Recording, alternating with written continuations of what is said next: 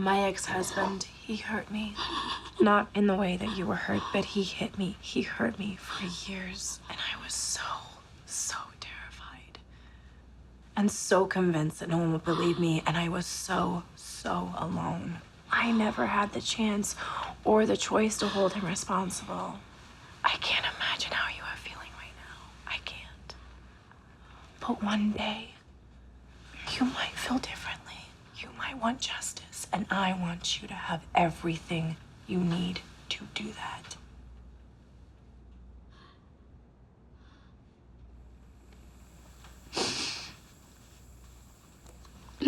My husband, he can never know. He won't have to.